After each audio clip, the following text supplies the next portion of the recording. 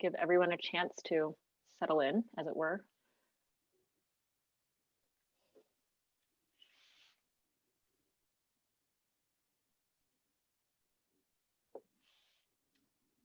All right, well, welcome everyone to the Center on Democracy, Development, and the Rule of Law at Stanford University. Thank you for joining us today. This is our weekly seminar, and we hope that you're all doing well.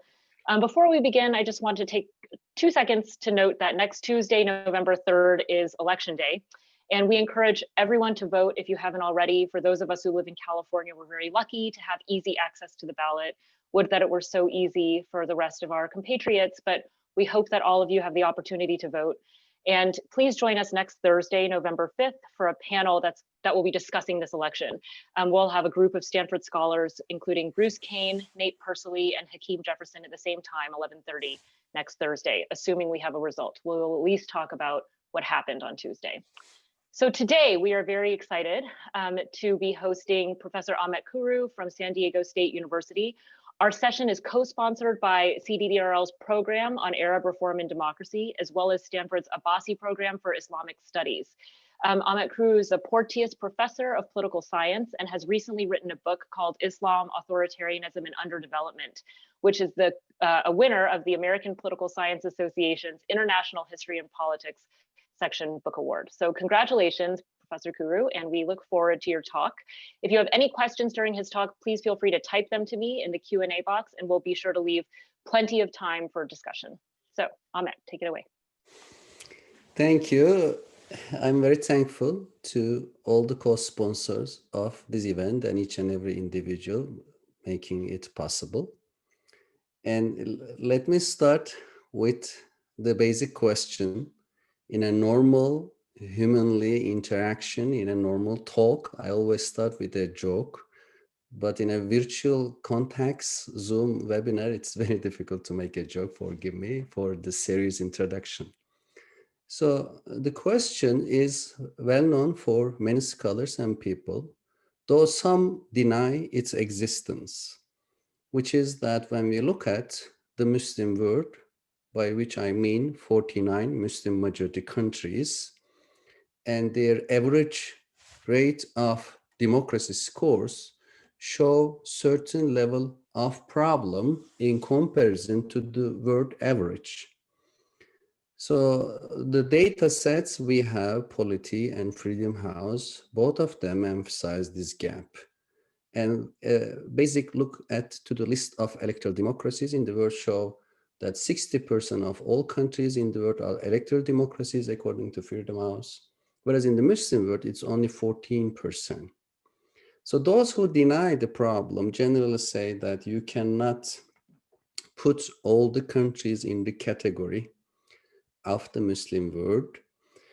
I understand the concern, but when we look at these countries, all of them are officially members of Organization of Islamic Conference, which recently changed its name as Organization of Islamic Cooperation.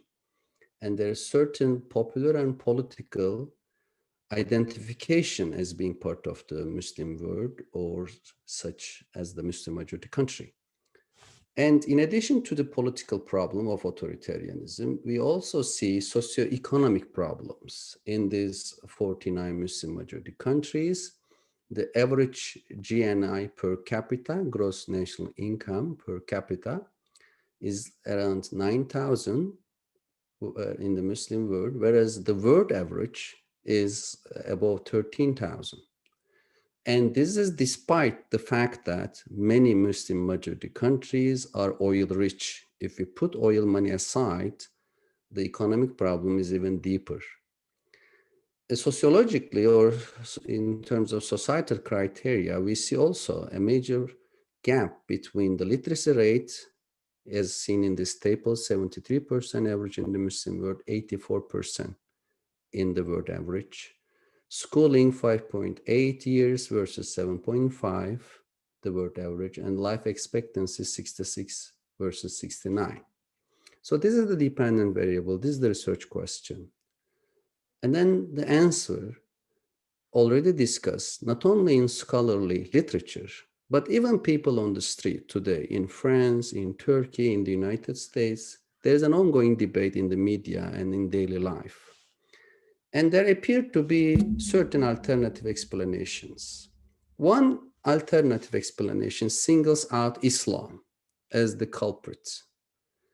And in the literature, sometimes scholars like Bernard Lewis and Samuel Huntington are called as Orientalists or civilizationalists, and one may call essentialists because they argue the existence of a certain essence in Islam leading to authoritarianism and underdevelopment.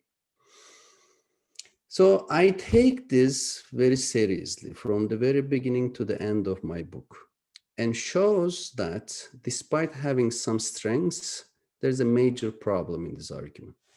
And the problem is, there are many, and one I want to emphasize is that from the 8th to 12th centuries, Muslims were philosophically and economically superior to Western Europeans.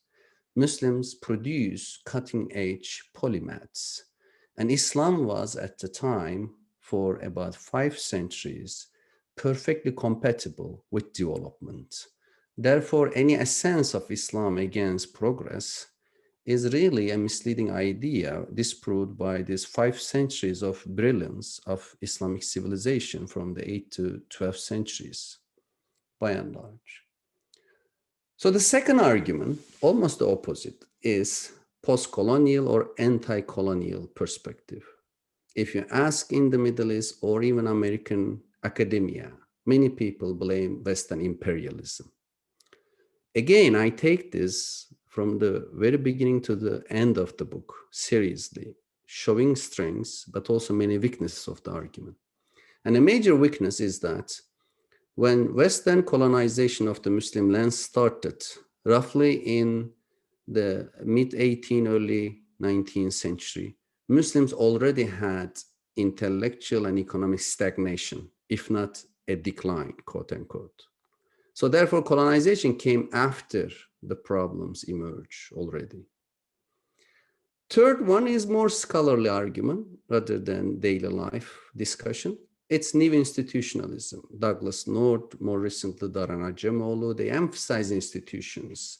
If you have inclusive, productive institutions, you have development. If you have extractive, exclusionary institutions, you have underdevelopment. I take it in certain chapters in a serious way and give some credits. But at the same time, there are certain questions about this argument. A major question I am asking is, who built institutions? Where are the institutions coming from?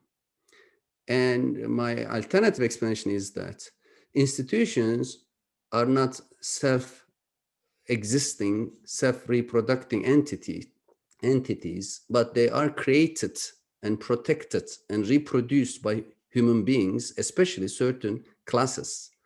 And in my cases, the problematic institutions in the Muslim world today and in the recent centuries were established and protected by 2 classes, religious class and political class.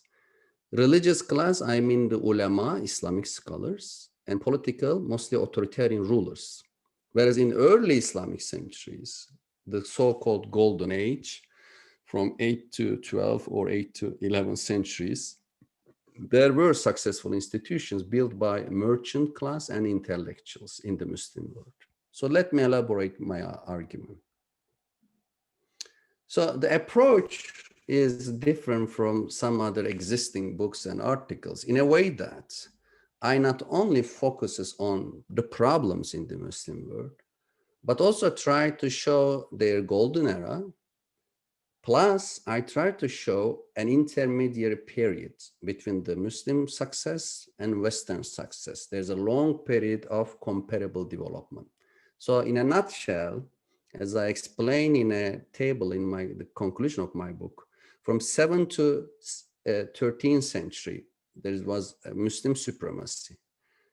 Then came comparable levels of development from 1200 to 1700. And after 1700 until today, there's a clear Western European supremacy or Western supremacy vis-a-vis the Muslim world.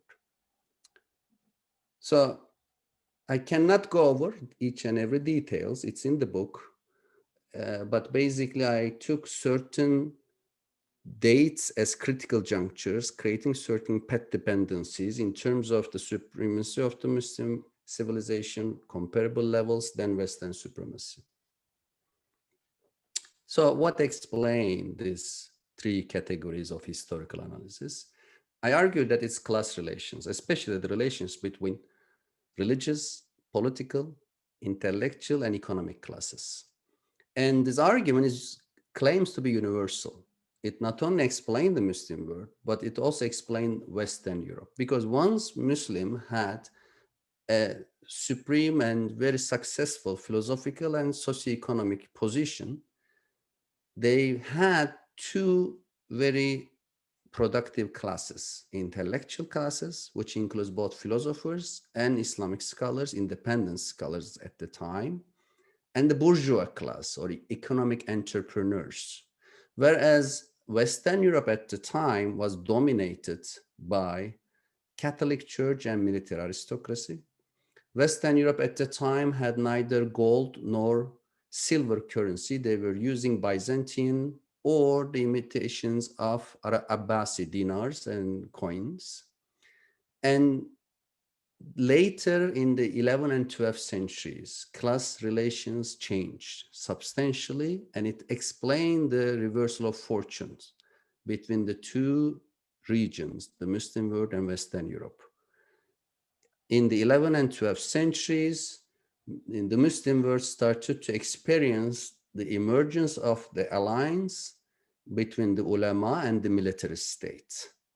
Whereas Europe experienced the opening of universities, the clash between church and state, which resulted in certain institutionalization of autonomy and separation between the two, and also the rise of the merchant class, which later on, these intellectual and merchant classes in Western Europe led to Renaissance, printing revolution, Reformation, Enlightenment, and other processes of progress. So then the question is, why the Muslim world had independent scholars and merchants in their early history? How come the merchants and independent scholars were later marginalized? And again, by intellectuals, I refer to both philosophers like Khwarizmi, Razi, Ibn Haytham, Farabi, Ibn Sina, Biruni, who made substantial innovations, such as the Arabic numerals we use today. They learned from India, developed and taught to Europe, such as the camera obscurica developed by Ibn Haytham, the origin of today's camera. Many philosophical and medical treatises written by Ibn Sina and Razi, and Biruni wrote a major book on the culture and traditions of India. But at the same time, during that period, there were Islamic scholars like Abu Hanifa, the founder of Hanafi school, the first major Islamic scholar of jurisprudence. He was a silk merchant. He stood up against the political authority, refused to be a state servant, and he was not alone. According to an important numerical analysis by Cohen in 1970, we know that out of 3,900 Islamic scholars between 8th and mid-11th century, only 9 of them were state servants. 91 had private professions themselves or their families were funded by commerce. So this connection between merchants and intellectuals made the Muslim civilization very vibrant and productive. Then came the 11th century. Every action creates a reaction. And the Sunni Muslims and the concept of Sunni was still in formation. It did not exist in the 7th, 8th centuries. In the 9th, 10th centuries, it was in formation. And in the 11th century, it was really institutionalized as an identity and a political force.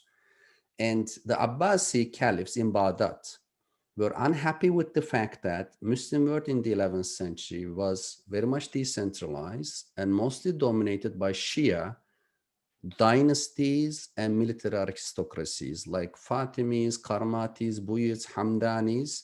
And then the Abbasi caliphs, Qadir and Qaim, called all Sunnis to join them to establish a Sunni orthodoxy, declaring Mu'tazila as apostate, declaring certain philosophers as apostate, certain Shias as apostate. They put the boundaries of a good Muslim in an orthodox manner. And Mawardi and major Islamic scholars joined to the call, and Ghaznavis joined, but the major contribution came from Seljuks. And the Seljuks joined to Abbasi Caliph Qadir, and the decree he announced, as called the Qadri Creed today, and the Sunni orthodoxy was supported by not only Arab Abbasi caliphs, but Turkish nomadic forces of the Seljuks. And this had financial basis because the previously existing monetary model of commerce-based economy was replaced by Iqta system, starting late Abbasi, then Buyids, and as Seljuks institutionalized that. It's a semi-feudal system with certain differences from European feudalism, but really destroying the monetary economy and marginalizing merchants. And this Seljuk model of Sunni orthodoxy, Iqta system, was later embraced by many Muslim empires, including Ayyubis and Mamluks in Egypt and Syria, then later Ottoman Empire, and then to a certain extent Safavis produced a Shia version of this ulema-state alliance with their notion of Shia orthodoxy, with controlling economy with the military state in a similar way. And the state structure became military-based, focusing on conquest, fetih, and conquest-based economic notion also dominated the state structure. And at the time, conditions were ready for structural change in these critical junctures. In addition to structural conditions, there were agency. I mentioned the Abbasi caliphs and Seljuk sultans. In addition, there were bureaucrats like Nizam al-Mulk, the prime minister of Seljuks. Ghazali, as a genius scholar, made an important contribution. Ghazali was a product of Nizamiya madrasas. He attacked philosophers and Shia with his books and became the founding father of the notion of ulema-state alliance and Sunni orthodoxy, which is reproduced by Nizamiya madrasas. Later on, Mamluks, Ottomans, Safavis, and Mughals really imitated these madrasa networks. And the result was the marginalization of independent scholars and merchants. Then came the foreign invaders, Crusaders and Mongols. On the one hand, they challenged ulema-state alliance because of their destruction of urban life, killing of millions of Muslims, attacking both the state authorities and ulema. But Crusaders and Mongols, then later Timur, these invaders, helped the ulema-state alliance substantially because they really made Muslim life based on survival. Once you see massacres of millions of people being killed in Central Asia and other parts of the Muslim world, people turn their faces to military heroes and they look at more spiritual explanation of the ulama and Sufi sheikhs. If your life is threatened, you don't look for good music, art, and paintings. No, you look at the military heroes to protect you and some religious teachings to make your life meaningful under enormous massacres and killings. So the invaders helped the military heroes, and Saladin emerged such a hero. He established the Ayyubi dynasty, later turned into Mamluks, and brought the Central Asian, Irani, Iraqi model of ulema-state alliance to Egypt and Syria. And let me clarify what I mean, that ulama is the Islamic scholars, and the state is a general concept. Of course, it's a modern concept, and historically it was called the Sultanate, it was called the Melik, and in different terms, but a political and military authority. And initially, these two had certain distance between them. I explain in my book that the Jamal and then Siffin wars in early Islamic history, the emergence of Umayyad dynasty by persecuting Prophet's family members, disenchanted both Sunnis and Shias to a certain extent. They put a distance between themselves and the political authority, regarding political authority corrupt, immoral. But after the 11th century, things change. And we see this transformation even in the life of Ghazali himself, that he served the state as part of ulema-state alliance, but he regretted, he left his position, he became a wandering dervish Sufi, but toward the end of his life, he came back and he supported ulema-state alliance, even in his famous Sufi work, Ihya Ulumuddin, the revival of religious sciences. So it's a very complex transformation. Until today, this dilemma, tension continues, but there's a clear rupture in the 11th century that after that period, many Muslim scholars became state servants. And today we have Diyanet in Turkey and in Egypt and Pakistan, everywhere. There is the coexistence of state and ulama with very important historical roots. So this, going back to the Crusaders and Mongols, they really help the military heroes and the ulama. And at that time, a very important figure, Ibn Taymiyyah, emerged in the Mamluk Sultanate in the early 14th century. And he interpreted a very important verse in the Quran, which says, Ulul Amr minkum. So follow those who have authority among you. And he says, Ibn Taymiyyah, the ulul amr minkum, those who have authority among us, are two classes, ulama and umara. And umara basically means state authorities. And he therefore justified ulama-state alliance based on the Quran. And even today, this is a very well-known, very established interpretation of the Quranic phrase. So, but don't make me wrong that I am not arguing that Muslim intellectual production ended in the 11th century. No, it continues. Such an important dynamism cannot be stopped overnight, of course. Muslims continue to produce very important thinkers like Ibn Rushd, Ibn Khaldun. But these thinkers were generally undermined. In the case of Ibn Rushd, their works were burned, they were persecuted. In the case of Ibn Khaldun, they were ignored until they were found out again in modern times, and mostly by Western scholars. Therefore, the intellectual stagnation was already visible between 12th and 14th centuries, despite the fact that Muslims were still producing important thinkers. And the merchants like Kerimis in Egypt were also marginalized, which led to a philosophical and economic stagnation. And I don't have time to go over the table, but an important one showing us the comparison between the early Muslim success, 8th to 11th century, where the occupational terms are very dynamic in the case of merchants, whereas in the 12th to 15th century, especially in Egypt, the occupational terms, as you see here, jump from around 100 to 300 in the military, and ulama even bigger jump, but very stagnant economy. Then came the Muslim empires.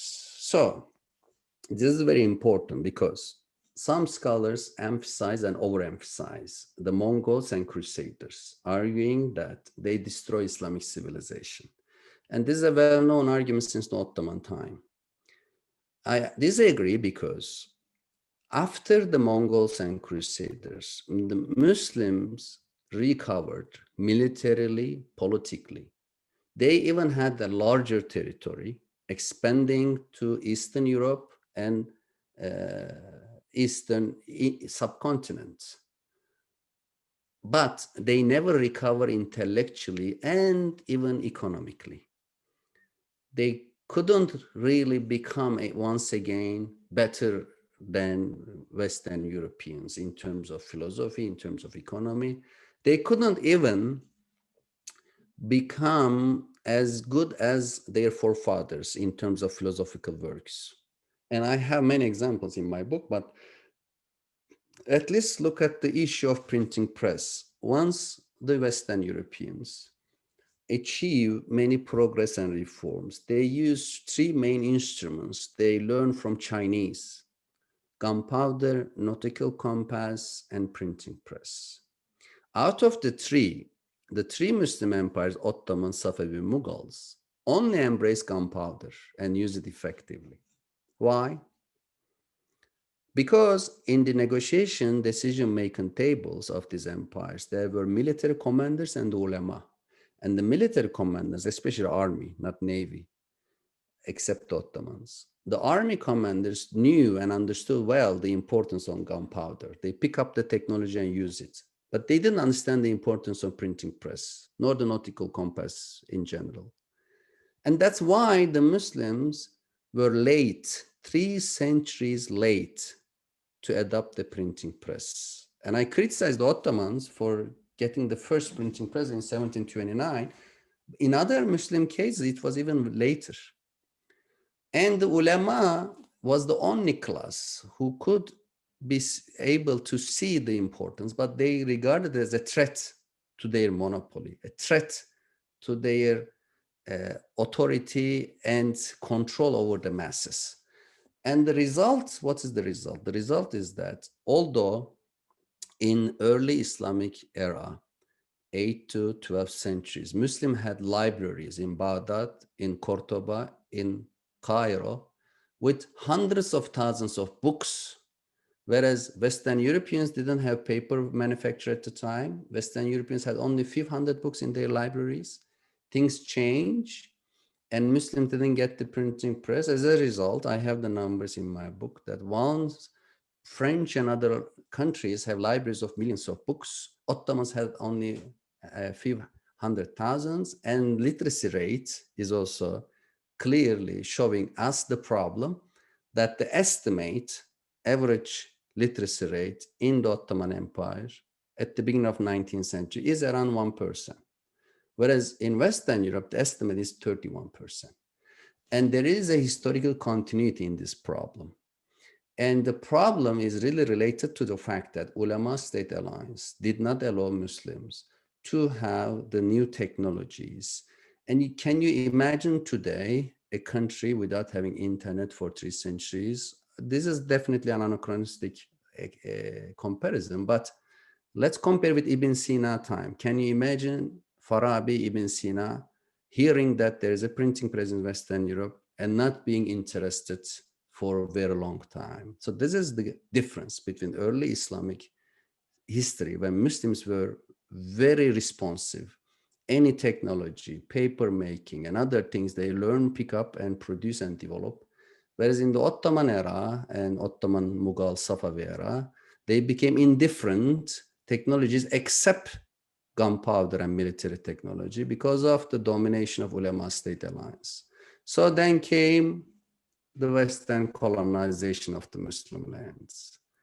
As I said, I regarded it mostly as an effect rather than the cause of Muslim stagnation. Muslims became disorganized and had really little capacity to respond culturally, education-wise, economically to Western imperialism. They only focused on military, but military itself became weakened without being supported by socio-economic political factors. And the Western Europeans colonized entire Muslim world until the First World War. Even after the First World War, we have only Turkey, Iran, and Saudi Arabia or Arabian Peninsula without direct and imminent colonization. So if this is the case, didn't Muslims see the problem? Didn't anyone try to solve the problem? Of course, there were many. And I put the dates from 1839 to 2019 because 1839 was the year of Tanzimat reforms, the Tanzimat edict, reorganization edicts in the Ottoman Empire, and the first modernist attempt in the Ottoman Empire. There was in Egypt Muhammad Ali's reforms 5 decades earlier, but neither Muhammad Ali nor Mahmud II Tanzimat in Ottoman. And later, neither Atatürk nor Jamal Abdel Nasser, neither Kemal of Turkey nor Jamal of Egypt was really able to solve the problems, because the reformists were mostly top-down reformists, mostly military generals. In general, they were very much anti-intellectual and anti-bourgeois. They wanted to solve the problem by state-centric solutions. They eliminate ulama, fill the gap with bureaucrats. It failed in many cases, not complete failure, but many discontents, and people reacted by supporting Islamists in many cases. And since the Iranian Revolution, we see many forms of Islamization today. And Islamization brought and at least reproduced many problems. And we see the Ulama-state alliance is getting stronger in Turkey, in Egypt, in Pakistan, in Iran. And that makes the chances of democratization and development even weaker. These ulama-state alliances have financial resources. Historically, it was the ICTA system and land revenue distribution. Today, it's mostly oil revenue and rentierism. Even if there is no oil, they find a way of producing rent. So to conclude, I basically argue that Islam is not the culprit. Islam has multiple interpretations. From the 8th to 11th century, Islam was perfectly compatible with progress. But after the 11th century, the establishment of Sunni orthodoxy in Sunni countries, and after the Safavids, the establishment of Shia orthodoxy in Iran, they really frozen certain level of creativity of Muslim minds and intellectuals, and also exclude, at least marginalize the merchant class. Colonization is not the primary cause either, because historically and chronologically, it came after the stagnation already started. Institutions definitely are important, but authoritarian and ineffective institutions are created by human agency, certain classes, and I call them ulema-state alliance. They have ideology and they have power to create institutions. So thanks for listening. I'll be happy to answer if there is any questions, and let me also stop sharing this PowerPoint. All right, thank you so much for that great talk, Ahmet. So I'll start with a question about the generalizability of your theory. It's fascinating that you claim that societies with more freedom for intellectuals and for merchants tend to be associated with greater levels of development, which is also a finding that I've seen replicated in the Middle Ages in Europe, that cities run by merchants were more likely to experience development than those run by absolutist princes.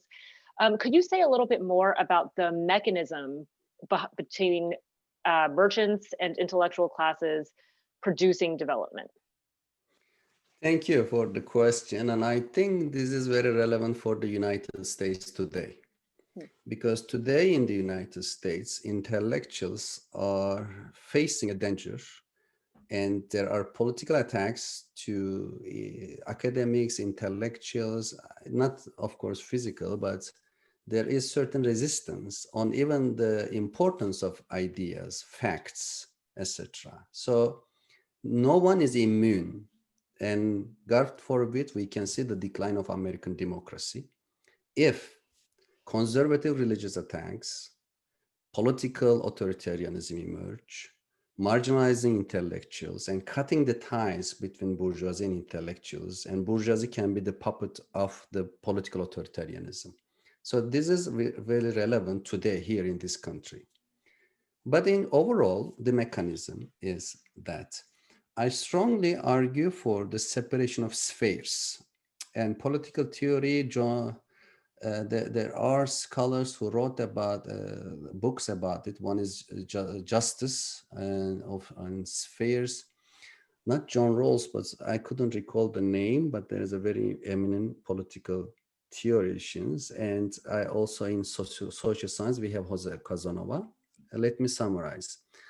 Each and every sphere should be independent and having certain level of autonomy from each other, political, economic, intellectual, religious, art, academia, and everything. Because each sphere has its own criteria, its own level of measuring success.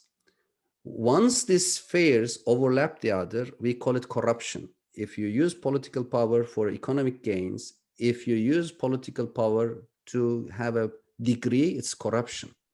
Unfortunately, in the Muslim world, in the Ottoman era and many other parts of their history, there were overlapping. If you are politically powerful, you became an ulama. Your child became an alim without necessary education.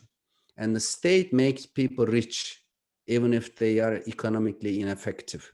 But in the early Islamic century, we see certain level of independence and autonomy in the criteria of their centuries, which create justice, which create effectiveness and success.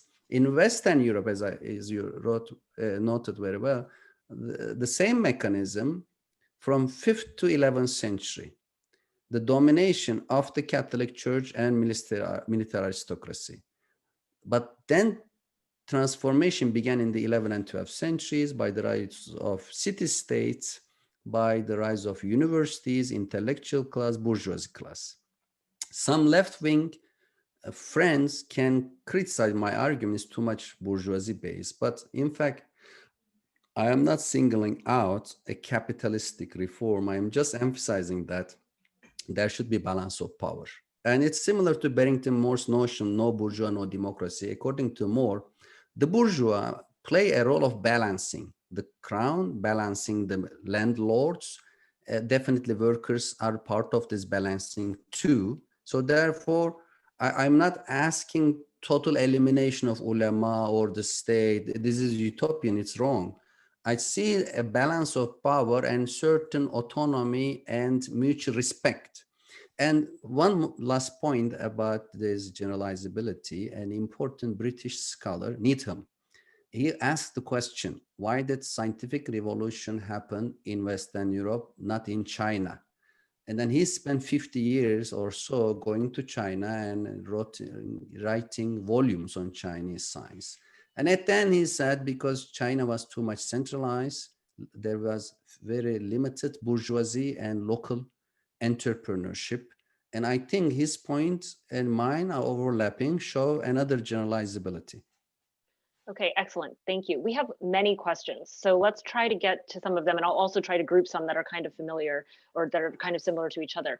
So one question from Lisa Blades says, asks, you describe merchants as being marginalized in the 11th century, but Muslim merchants are very active in the Indian Ocean for centuries after that. So was it European displacement of Muslim merchants that marginalized merchants, or was it the rise of the ulema? And a second question from her is that invasions and the rise of military heroes was not exogenous, but instead reflects relative state and institutional vulnerability of Muslim societies to outside invasion. So is there potentially an endogenous explanation for those invasions? Great questions, many thanks. I have a deep respect to Lisa Blade's work. Thank you for the questions. Very quickly. One, I totally agree that in the Indian Ocean, Muslim merchants were functioning until the Portuguese came in the 15th and 16th century. But Indian Ocean was not the center of Islamic civilization. The center of Islamic civilization was Central Asia, Iran, Iraq. Once the merchants were marginalized there, their existence and survival in the Indian Ocean didn't make many changes. That's one thing. Periphery, not the center. Second, in the 8th to 12th century, the Muslim merchants had direct connection with intellectual class, and they had a philosophical impact, therefore. But unfortunately, the Indian Ocean merchants from the 10th to 15th century did not have a connection with intellectuals. We don't have books written in India about the importance of medical science, philosophy, mathematics, etc. So yes, there was some economic revival and dynamism, but it did not turn into a philosophy, a theory, which helped Muslims to think bigger and more creatively in their intellectual life. This is the problem, two problems. Therefore, the existence of them until Portuguese came in the Indian Ocean did not turn into a revolutionary change and didn't help us.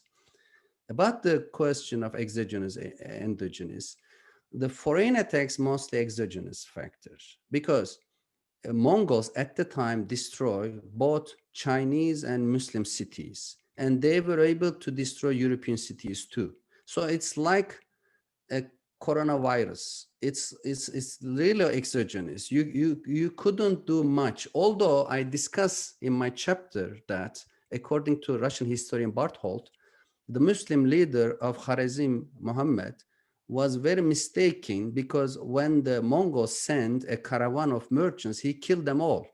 So the military state in Muslim land really backfired by not treating merchants, the Mongol merchants, nicely and really provoking Genghis Khan to attack Central Asia. So there may be some endogenous factors too, but it was mostly exogenous. The difference, last point, the difference between European colonization and Mongol invasion is that the European colonization was a holistic, cultural, intellectual, economic occupation. Therefore, Muslims could not respond. But the Mongol was only military. Therefore, in 50 years, almost entire Mongol ruling class converted to Islam because Muslim had a superior culture, superior civilization. But it was not the case for Britain and French because they came with a better institutional structure. Thank you. So I'm getting quicker because you said you have many questions, right?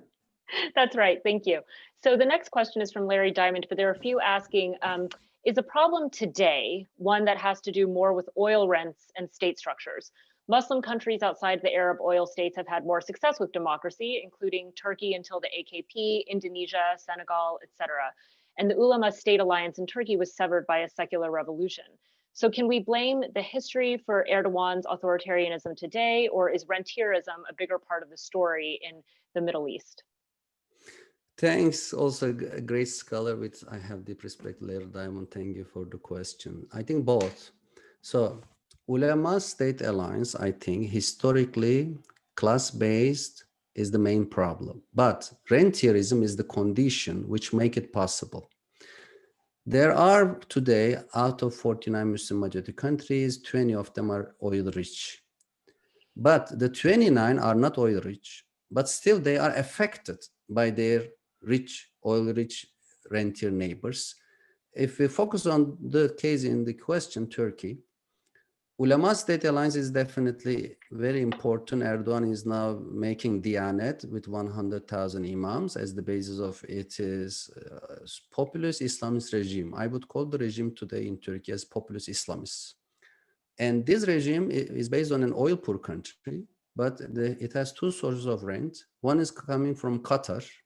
Qatar is funding and buying many lands in Turkey.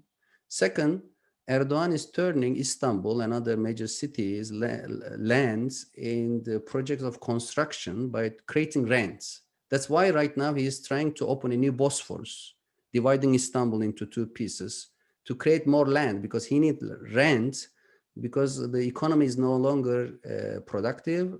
He has an enormous control over the economy. So therefore, Ulama-state alliance is the major problem. It's now fueled by rentierism and oil money. In the future, if the oil revenues depleted or the new energy sources find out, Ulama-state alliance may lose an important source of revenue. Okay, so that gets to a lot of other questions about the future of the Middle East and about Muslim majority countries. So what do you think, first of all, do you have any examples, given variation in development, even within these countries, of places that have broken the ulama-state alliance? Or what factors do you think will drive potential liberalization or development in the future? Very good question. Thank you. There are two major regions of exceptions. One is the sub-Saharan Africa, Senegal, and until very recently, Mali and Niger were democracies. But unfortunately, right now, there is also the rise of Salafism in Mali, and this Ulama-state alliance try to find ways, but historically they are weak. So these sub-Saharan African Muslim countries, and I was working with late Alfred Stepan on Senegal, showing that non-rentier, no ulama-state, and you can have democracy. Similarly, in Southeast Asia, you have Indonesia and Malaysia, and I have a very deep discussion with Indonesian scholars. My book is now being translated to Indonesian. And also, it's no longer rentier. Indonesia was rentier historically, but no longer.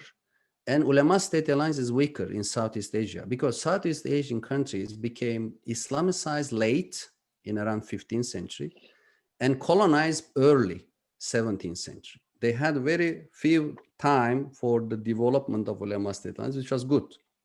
But again, when we look at Muhammadiyya and Nahdatul Ulama, especially in Muhammadiyya now, we see certain elements of Salafi impact and certain elements of supporting ulama-state, and Sharia law is now in both Malaysia and Indonesia having some support, but with certain problems still. Indonesia in Southeast Asia and Senegal and Sub-Saharan Africa showing us that with limited ulama-state, with limited oil, you can have more chances of democracy and development. Okay, so a question from Hisham Salam, who runs our program on Arab reform and democracy. Your argument seems to define development in a way that fuses levels of democratization and also levels of economic development. Do you feel like your argument speaks to both of those variables equally, or how are those variables related? And also, how do they vary across the subset of countries that you're examining? Thanks, Hisham, for having the co-sponsorship and invitation. And I have to talk 1 hour for answering this question. But basically, I would like to say that I use Robert Putnam's concept of vicious circle. Violence, authoritarianism, underdevelopment, create a vicious circle. And Ajemal also recent Why Nations Fade used the same concept. So therefore, authoritarianism, underdevelopment are reproducing each other. But there are also certain level of disconnect. For example, in East Asia, they have development, but not democracy. In China, out of 16 countries, 8 still authoritarian, especially China. So it is a big discussion whether China had to be democratized to continue to be developed or not. But at least in my case, in my chapter 3, I compare Muslim autocracies with East Asian autocracies. And I find 5 differences. First of all, no ulema-state alliance in China or Asian autocracies, which helps. Second, these are mostly export-oriented, economically productive models, whereas the Middle East is more rentier-based, as we explained. Third, there is less military adventure and military ongoing wars and fighting in East Asia, more peaceful. Whereas Middle East, as you see, civil wars, interstate wars. Even in Turkey now, Erdogan having always an idea of having some tension with neighbors, and the military notion is very important to make the regime popular. 4, investment in education. We have the PISA scores, this universal or global exam to test secondary and high school students. The top 10 are all East Asian. Bottom 20, mostly Muslim countries, which show the problem too. The 5th and last, East Asian countries have better governance score, according to World Bank and other measurements. Middle Eastern countries, both authoritarian and have less effective governance. So therefore, you can have some level of authoritarianism with some level of development, but we don't have it in the Middle East and many Muslim countries. Okay, so a question from Salma Musa. To what extent can we apply the core argument here to religious minority communities in the Muslim world, like Copts in Egypt or Maronites and Druze in Lebanon? Do they suffer from the same co-optation of intellectuals by the mosque or church-state alliance? And if so, does that mean that the underlying problem is one that's cultural rather than unique to Muslim communities? Very good question. I want to emphasize 3. 1, many problems we mention in the Muslim world about, for example, blasphemy law. I have a recent article about blasphemy laws. Out of 49 Muslim majority countries, 32 have blasphemy laws. Yes, this is cultural. Christians had it, Zoroastrians had it, but it was in the Middle Ages. The problem in Muslim countries, they still hold these medieval ideas. Second, co-optation was normal for a minority. In France, the association of Muslim cult or Muslim, let's say, faith, cult is different in French and English, support the French government's policies. It's normal for a minority. Copts needs certain co-optation with the military state, otherwise they cannot survive. but the majority Muslims have more opportunities to challenge. And the third, this intellectual decline in the Muslim world very negatively impact the minority rights. In the book, I compare 9th century hospital in Baghdad with 14th century Mansour Hospital in Cairo. In 9th century Baghdad, 5th century earlier than Mansour, there were Jewish and Christian doctors and patients. Whereas in 14th century, Mamluks declared that in their new hospital, no Christian or Jews can be either a doctor or a patient. So you would expect a betterment, a better level of minority rights, but no, you had a worse. So of course there are explanations that you can say Mamluks were affected negatively by crusaders. That's why they became anti-Christian. I understand that, but it's still the minority rights lost ground in the Muslim world. And in the so-called Muslim golden era, minority rights were better than the 14th century. Even today, you compare that there is a worsening because of this intellectual stagnation. Muslims cannot produce new ideas to reform old books about minority rights. Okay, you have multiple questions here about contemporary interpretations of Islam. Is there something about Islam and its interpretation that has changed over time to either be more or less supportive of the ulama-state alliance? And in particular, does the rise of Islamic extremism play any role in your theory? Yes, definitely. From 1920s to 1990s, there were chances of reforming Islam, more freedom of speech in many countries. Let's look at Pakistan. In Pakistan today, so they shared my blasphemy law article in social platform in Pakistan, then they removed saying that it is illegal to discuss this. So, but it wasn't the case 50 years ago. So definitely from 1920s, 1990s, some level of discussion. But Islamization make these opportunities destroyed. And it's a major problem. And in countries where they put Sharia in the constitution, ulama establish an authority, and it became very difficult to reinterpret Islam. If someone like myself come out with a new idea about politics, about blasphemy, they say, do you speak Arabic? Yes, yes, I do.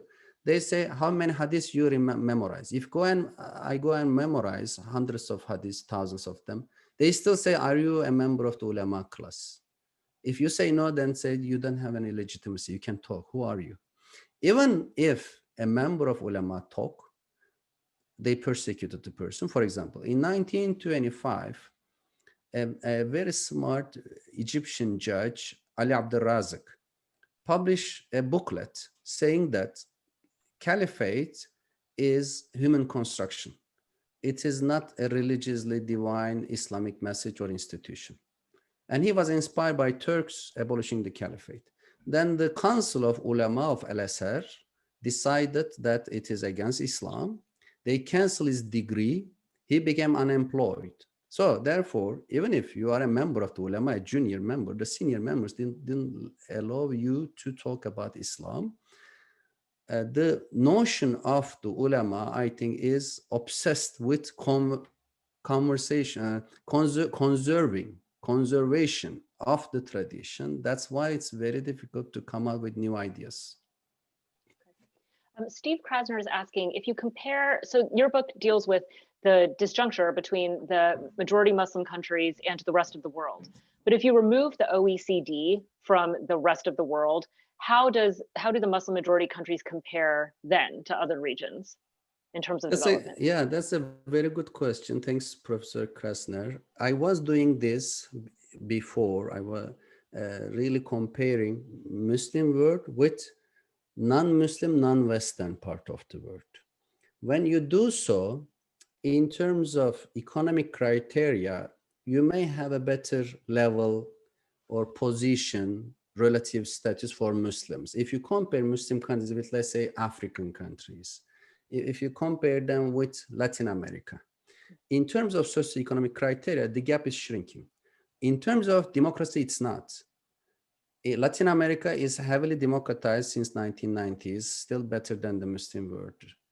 That's one thing. Second thing, Muslims don't like this kind of being compared. They don't want to be compared by Africa. They don't want to be compared by Latin America. If you ask Turks, Egyptians, Iranians, they still want to be compared by Western Europe. That's what they want to catch up with. They want to compete. And my major question is, how come they were leading the world, becoming that marginal? And if we really compare Muslims with Africa, Latin America, certain parts is Asia, we already accept that Muslim can no longer have the ability to reach their early success. That's why I'm comparing mostly West Europe. But as I said, I also compare with East Asia. Right. Okay, a question from Ayça Alamdaroglu, who runs our program on Turkey. Did the decline of Muslims around the 11th century also overlap with the consolidation of Islam and state power in Muslim lands? So is there a causal relationship that merchants and intellectuals lost power because of the consolidation of the state and the sort of subjugation of military rule? Yes, definitely. This is an important aspect of the argument. I agree. Thanks for the question. One question I keep receiving is whether the state dominate the ulama, whether the ulama unwillingly join the alliance or not. It's an important question. I think it goes both ways. Because look, today in Iran, there is a supreme leader, the mullahs. It seems religious class dominate.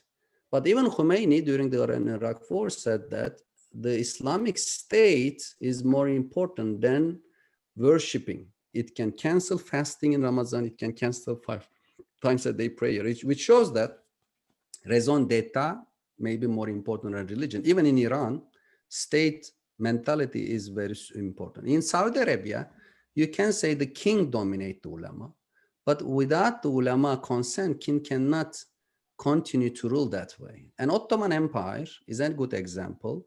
You have two Shaykh al-Islam, chief ulama, for one sultan. So sultans always manipulate and change them. But still, the Shaykh al-Islam or the ulama can issue fatwas to replace the sultan. I think it's a both way, two-way relationship, symbiotic.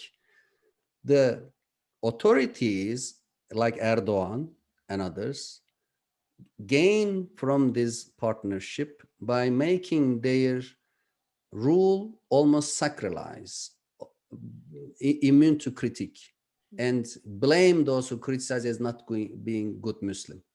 Ulama received the monopoly to define Islam, educational institutions, money, and everything. It's both way. Okay, so the final question is from Marcel Fafchamp, and he's asking what is the relationship with taxation of Muslim citizens? Does taxation have legitimacy in Islam, and could this potentially create problems for rulers? In the first period when Islam was doing well, there were many non-Muslims who could be taxed, but when the ulama-state alliance arises, is it potentially in response to the difficulty of taxation, and is that why there's so much reliance on rents today rather than taxation, which we all know is key sometimes to development and democracy? Thank you for this question, very important. And I would say that first of all, is it justifiable in Islam? Anything can be justifiable, especially when it comes to politics. Not anything, but many things can be justifiable. When it comes to politics, we only have two books. One is Mawardi's book on Caliphate, 11th century. The other, the early 14th century, Ibn Taymiyyah's book on the Sharia-based governance. Why? Because there's a big gap in Islam. You can't find anything in the Quran about governance. There's only one phrase, as I said, ulul amri minkum. They keep interpreting that. When it comes to taxation, but there are things like private property, protection of private property. In theory is important, but in practice, Ottoman sultans always violated until 1839. And in 1839, they said the confiscation of private properties will end. Finally, in 1839, the Ottoman state promised, and it didn't keep perfectly the promise. So taxation, I think, is a mutual agreement. You accept my private property as the government, I accept to give you taxation. since the 11th century, because of the fact that governments generally violated private property, the market economy mostly destroyed and became state control. People, therefore, implicitly or explicitly refused to pay tax. Even today, in Turkey and many countries, the governments have a hard time to collect taxes. Because of their authoritarian interference to the economy, people consciously or subconsciously resist this authoritarianism by not paying tax. That's why, for example, the Turkish government is collecting tax mostly from oil. They put 50% tax to oil and its products in order to get tax. And the tax evasion is a normal part of daily life. And it's a unintended consequence of authoritarianism and state control of the economy. Well, thank you so much. We are unfortunately out of time. Apologies to the questions that we weren't able to get to, but Ahmet, thank you for this wonderful discussion and congratulations on your book. Everybody else, I hope that the next week is relatively uneventful. Hope everybody is staying safe. And we'll see you hopefully next week. Thank you, Ahmet. Thank you very much.